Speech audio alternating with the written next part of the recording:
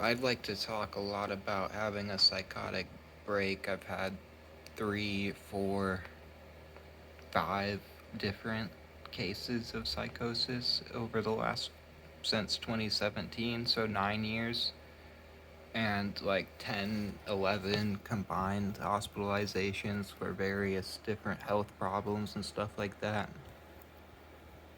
So, one thing that ends up happening if you end up belligerent with hospital staff, fighting hospital staff, and like I didn't know where I was. They were holding me down. I didn't have my glasses. I wanted to be outside. I thought the world was ending. I thought my parents died. I thought my sister died. I kept hearing ghosts inside of the wall. I kept hearing my sister and my mom drowning around every single corner of the hospital and needed to be outside desperately, and they wouldn't let me outside, and the place was max capacity, 65 plus people in a single room of reclining chairs and benches, and we were sleeping shoulder to shoulder and lined up shoulder to shoulder, and then majority of the people there didn't actually speak English, and I was an easy person to pick on. Even the people that were BH techs and nurses were messing with me at certain moments.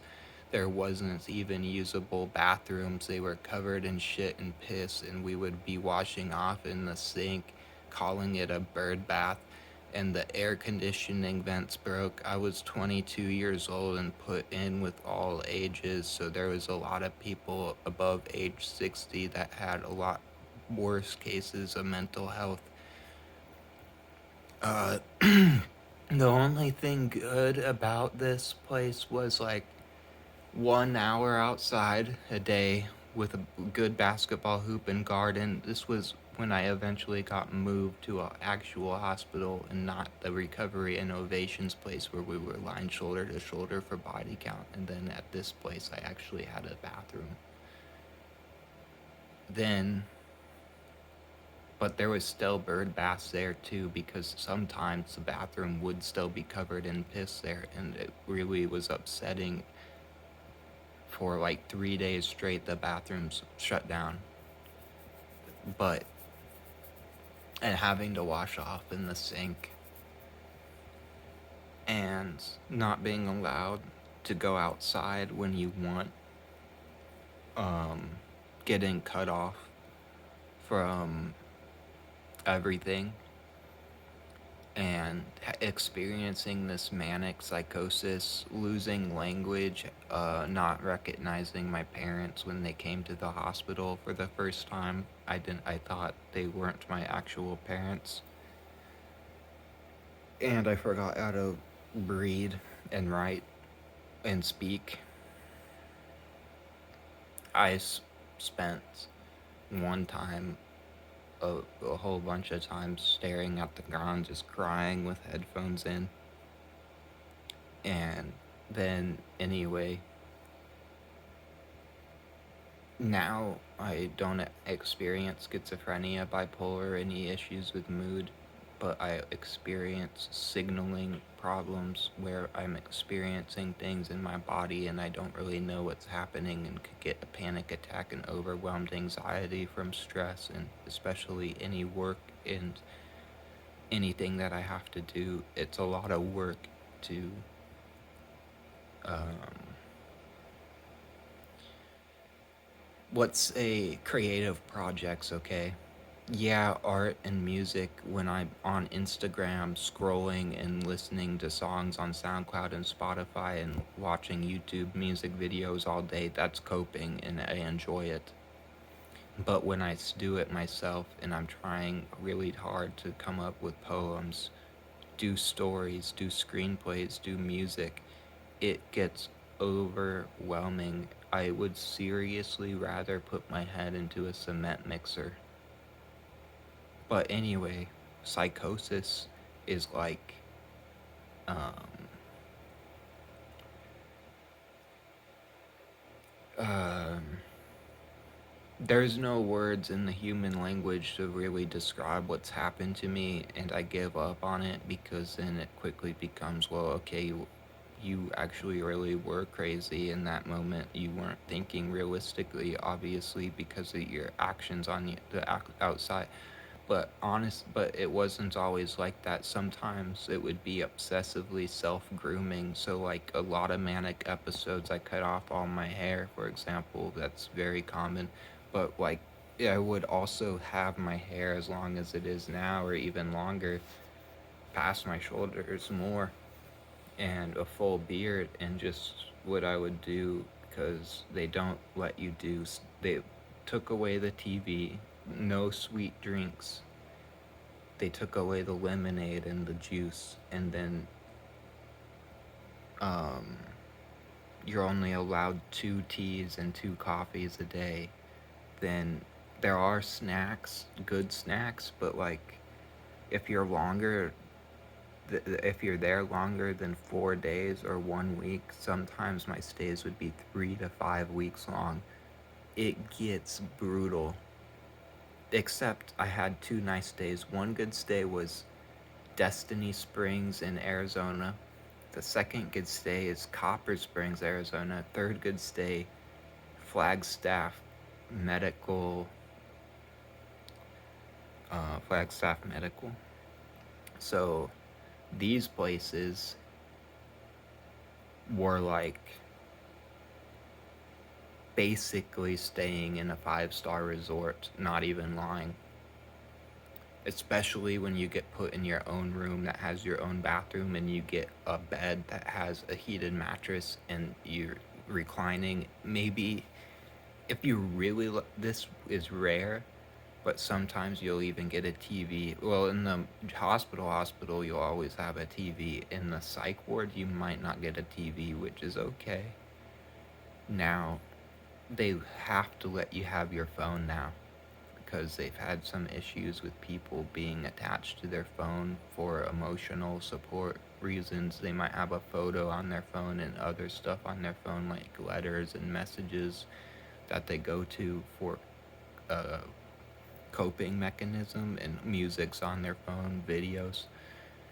So now they have to let you have your phone at least for an hour. You could go into a room by yourself with your phone in the hospital now, which is really nice. But also, typically, you just always have access to your phone in this day and age. But I'd also get your laptop, get your phone, get a tablet.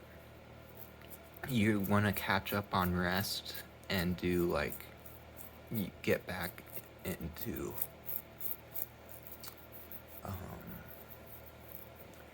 basically, these hospital stays should only ever be 3 days at a time, or you're showcasing that you're not really there to get better, or you don't know what really, when you don't know what the fuck is wrong with you, nobody cares until it's too late anyway, so there's no point in even being there. You just have to try to, like, I'm only as healthy as I am, believe it or not, because for the last 3 years I've been trying to be as healthy as I can be, and I think in 3 months I'm gonna actually be in good shape to do a pull up.